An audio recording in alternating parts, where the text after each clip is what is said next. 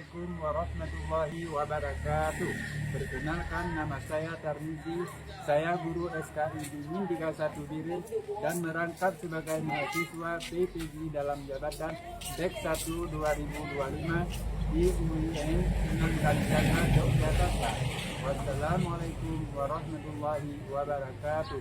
Selamat menyaksikan.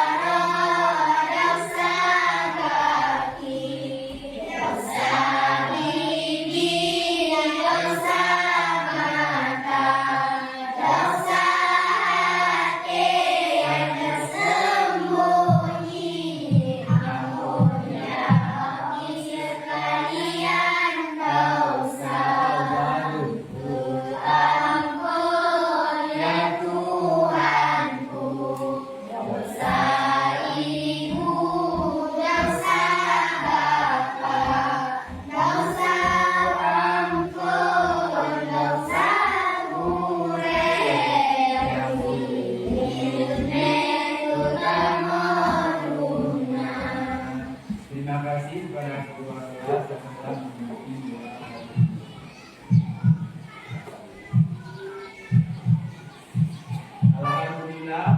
Alhamdulillah, dengan berkat kita baca doa yang barusan sekarang, semoga anak-anak Bapak dan Bapak sendiri yang telah dibimbing baca doa oleh teman-teman kalian tadi, semoga berkat kita mempelajari pelajaran kita hari ini.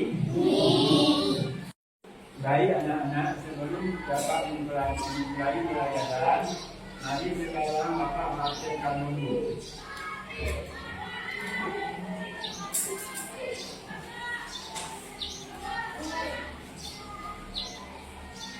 Akmal Nizami, Arif Faruqa, Dina Ulia, Fazil Fikri. Baiklah, sekarang Bapak akan mulai menjelaskan pelajaran Bapak hari ini yang berjudul Isra Mi'raj. Jadi anak-anak, sebelum Bapak ulangi pelajaran ke depan, yaitu Isra Mi'raj. Jadi minggu yang lalu anak-anak masih ingat pelajaran yang telah lalu? Yaitu anak-anak Nabi ada 7 orang. Sebutkan siapa-siapa namanya anak-anak Nabi.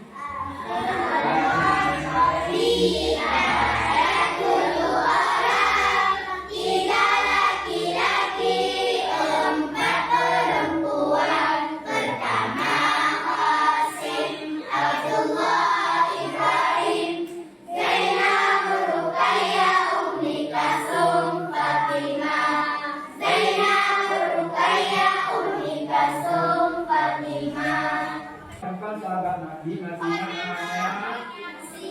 Siapa namanya?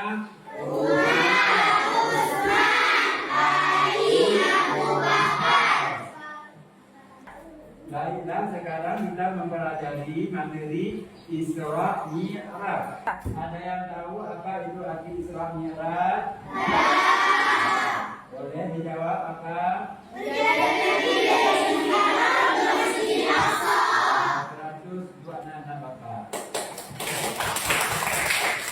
Baiklah, sekarang Bapak lanjutkan pelajaran Isra Mi'raj.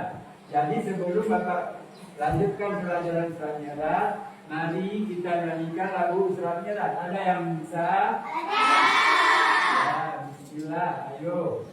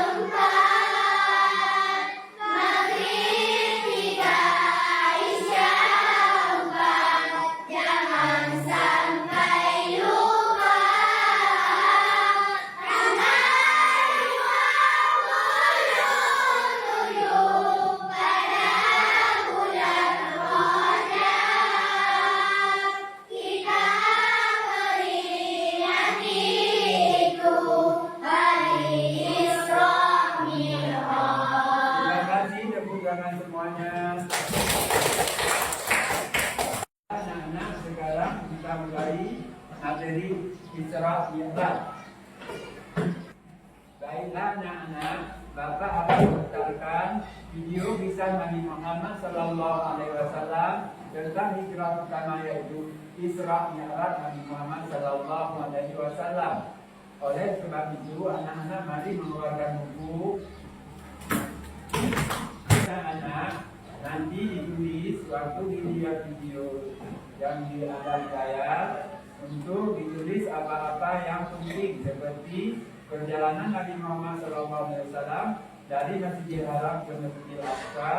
Ada di situ kejadian-kejadiannya. Mari anak-anak siapkan semuanya, yang nggak ada ditulis semua ya. Ini videonya anak-anak ya. Hijrah pertama dan Isra Mi'raj. Pada masa awal periode dakwah, Rasulullah mengalami banyak sekali halangan. Para pemimpin Quraisy datang menemui Abu Thalib, paman Rasulullah. Mereka adalah para pembenci Rasulullah. Tolong sampaikan kepada Muhammad demi nama baik keluarga kalian, dia harus berhenti berdakwah. Namun, permintaan itu ditolak oleh Rasulullah. Demi Allah, meskipun seluruh anggota keluarga mengucilkanku, aku akan terus berdakwah menyebarkan ajaran Islam. Rasul terus-menerus menyerukan kepada kaumnya bahwa tiada Tuhan selain Allah dan semua berhala-berhala yang mereka sembah tidak memiliki kekuatan apapun. Dakwah itu memancing kemarahan kaum Quraisy. Mereka pun berencana untuk menjatuhkan Rasulullah. Selama ini, Muhammad tidak pernah berkali pada kekuasaan. Dia dikenal jujur dan tidak pernah bohong. Sangat sulit jika kita ingin menghukumnya. Jika tidak bisa menghukum Muhammad, kita hukum saja para pengikutnya. Kemudian, penindasan terhadap umat muslim pun dimulai. Sasaran mereka adalah orang miskin dan para budak. Sebelum mereka di tengah padang pasir, jangan diberi makan ataupun minum. Teriak Abu Jahal, salah satu tokoh Quraisy yang sangat membenci Rasulullah. Maka, Sumayyah dan keluarganya, budak dari Abu Jahal itu pun diseret dan dijemur di tengah gurun. Segala tipu muslihat dan terkadang terus-menerus dilakukan. Abu Jahal meminta salah satu orang Yahudi untuk menyebarkan berita bohong tentang Rasulullah. Jika engkau berhasil, akan aku beri imbalan harta yang sangat banyak. Namun, usaha itu gagal. Orang itu justru masuk Islam setelah mengetahui sifat Rasul yang pemaaf dan penyayang. Tekanan lain datang dari paman Rasulullah sendiri, yaitu Abu Lahab. Segera ceraikan istri-istri kalian dan putuskan hubungan dengan keluarga Muhammad. Saat itu, putranya Ubah menikah dengan Ruqayyah dan Utaibah menikah dengan Ummu Kulsum.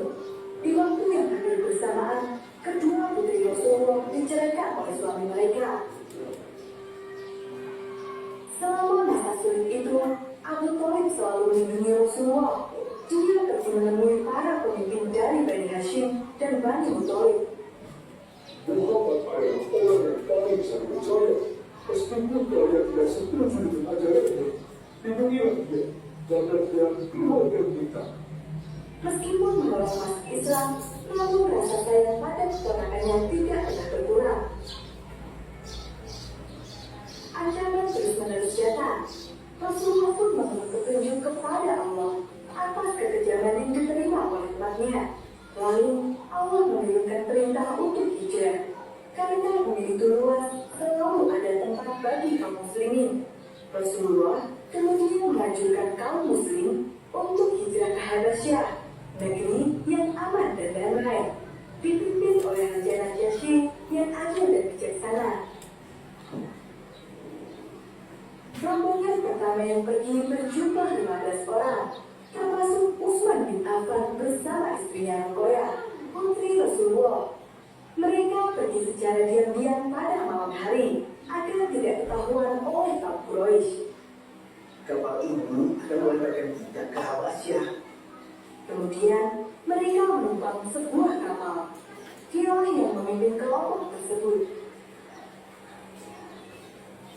Kaum Quraisy mengetahui kejadian itu, namun semua sudah terlambat. Celaka, mereka berhasil lolos.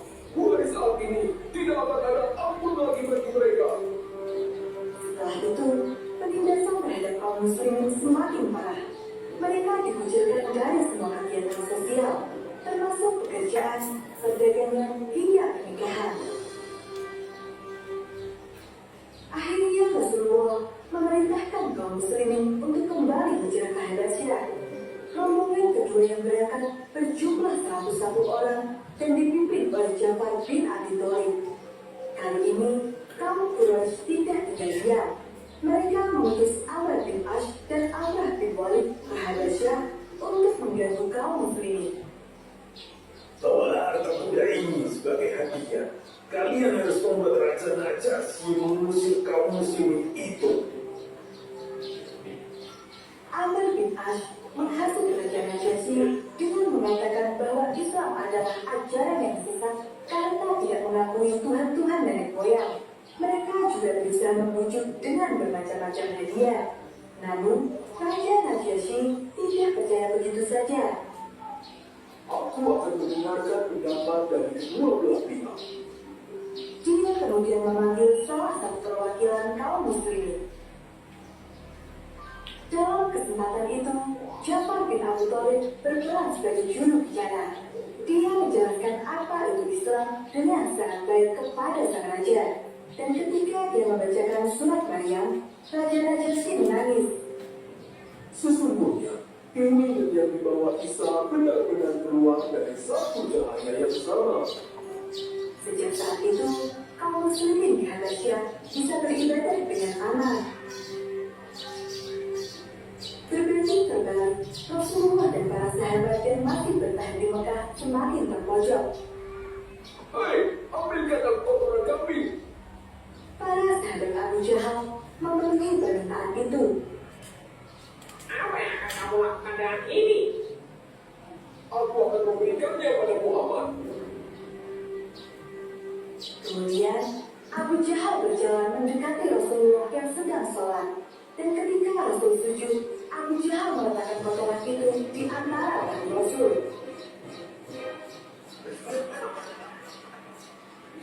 Rasulullah tetap dalam posisi sujudnya hingga Fatimah Az-Zahra membersihkannya sembari meneteskan air mata.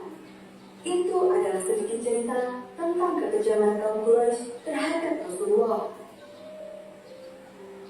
Pada tahun ke-10 setelah kenabian, Rasulullah menghadapi cobaan yang sangat pedih. Dua orang yang sangat dicintainya wafat. Mereka adalah Abu Thalib dan Siti Khadijah. Tahun itu pun disebut dengan Amul Husni atau tahun kesedihan. Kini tidak ada lagi Abu Thalib, sosok kuat yang melindungi Rasul dari kekejaman kaumnya, dan tidak ada lagi Siti Khadijah yang selalu setia mendampingi Rasul. Kaum Quraisy memanfaatkan kesempatan itu untuk menyerang dan menghina Rasul terus-menerus.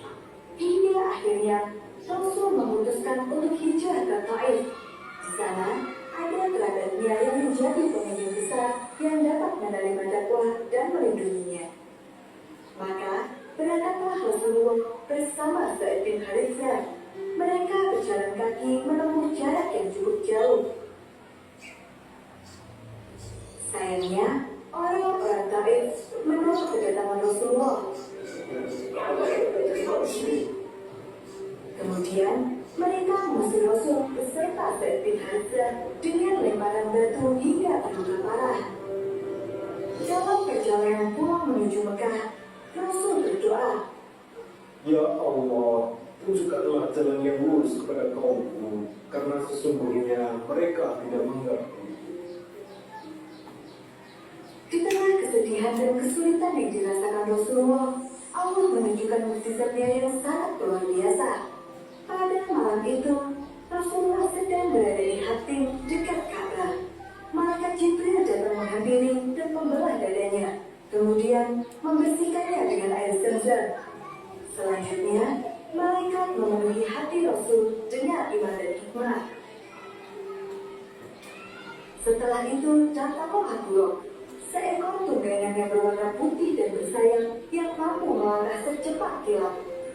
Rasulullah mengalami perjalanan yang luar biasa, dari Masjidil Haram di Mekah ke Masjidil Aqsa di Palestina yang disebut dengan Isra, perjalanan malam.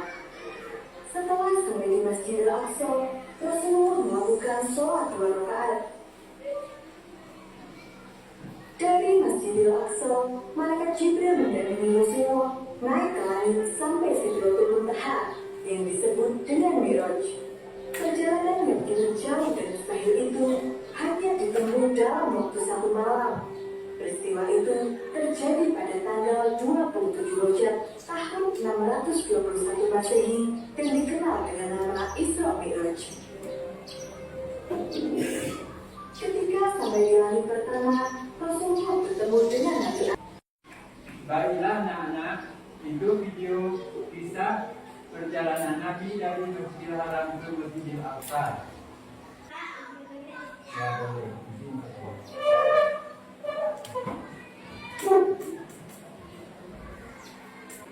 Sudah dapat dipahami kisah hijrah Nabi Muhammad, anak-anak? Alhamdulillah. Pelajaran kita hari ini berkah. Baiklah anak-anak, sekarang Waalaikumsalam, silakan duduk. Sekarang kita lanjutkan LKPD tentang perjalanan Isra Mi'raj Nabi Muhammad Sallallahu Alaihi Wasallam. Baiklah, Bapak akan membagikan LKPD untuk dikerjakan. Nanti di sini carilah 25 kata yang berhubungan dengan peristiwa Isra Mi'raj. Isra Mi'raj seperti yang ada di video tadi.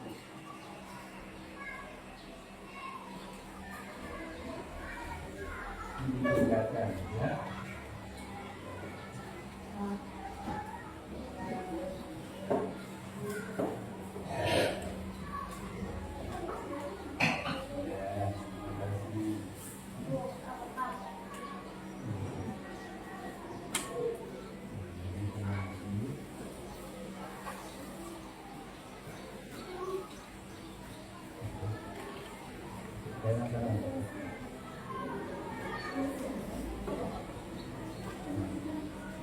Ada yang belum ada?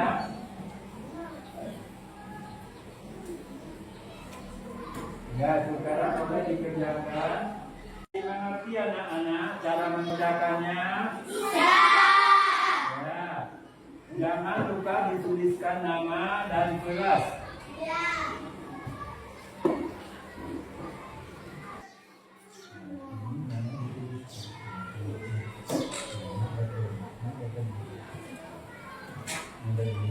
Ada yang bertanya?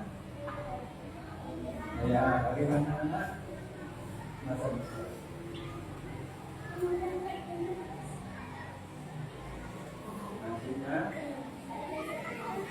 Ya.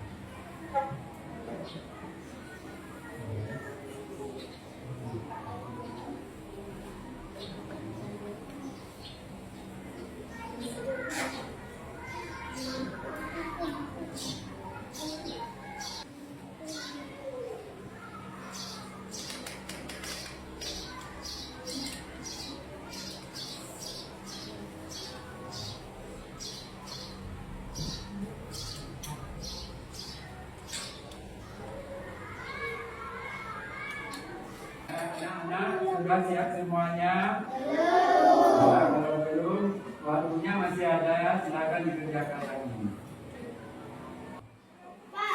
Ya. Ya, dan mana? Ini. Iya, ya. Ini ya.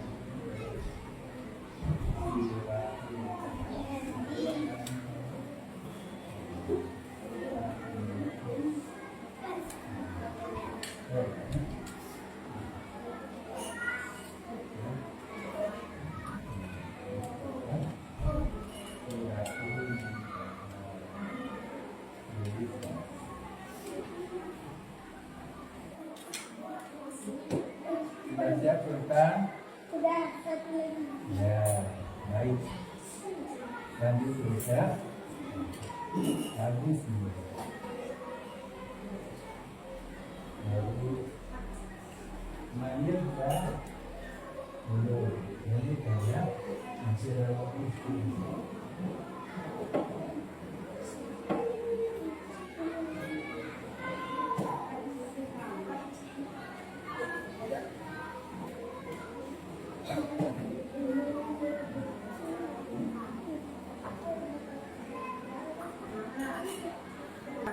Pak, saya sudah selesai. Ya, alhamdulillah. Yang lain bagaimana? Ya, sekarang Bapak kumpulkan ya.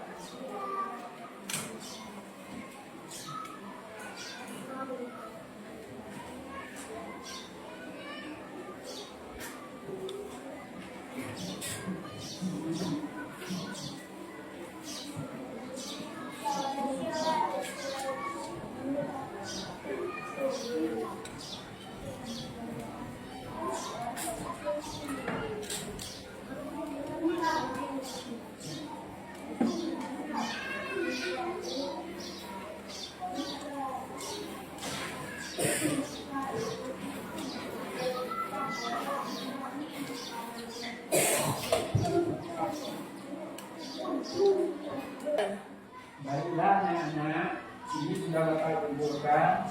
Nanti Bapak bagikan dulu, minggu depan akan Bapak bagi, akan tahu kalian beberapa nilai masing-masing. Baiklah anak-anak, sekarang kita sudah selesai. Jadi untuk Bapak ambil kesimpulan hari ini, yang setelah kita lihat di video tadi, apa arti daripada Isra Mi'raj, yaitu perjalanan Nabi dari Masjidil Haram ke Masjidil Aqsa. Jadi ini Bapak berusaha dulu, nanti akan Bapak bagi minggu depan. Jadi kesimpulannya yaitu Isra Mi'raj adalah perjalanan dari Masjidil Haram ke Masjidil Aqsa. Dalam perjalanan dari Masjidil Haram ke Masjidil Aqsa banyak sekali kejadian-kejadiannya, yaitu diantaranya tadi yaitu dalam perjalanan Nabi Muhammad SAW di langit yang ke-3 dan ke-7 bertemu Nabi Muhammad dengan Nabi Yusuf. Malam Isra Mi'raj juga diterimanya waktunya sembahyang. Pertamanya kita sembahyang diberikan 50 waktu. Jadi Nabi Muhammad merasa berat untuk umatnya. Oleh beliau mengucapkan keringanannya lagi, meningkat sehingga dirilah keringanannya menjadi 45. Oleh Nabi Muhammad merasa berat untuk umatnya, diminta lagi keringanannya sehingga diberi kesimpulan, diberi waktu hanya 5 waktu sehari setengah. Apa waktunya salat anak-anak?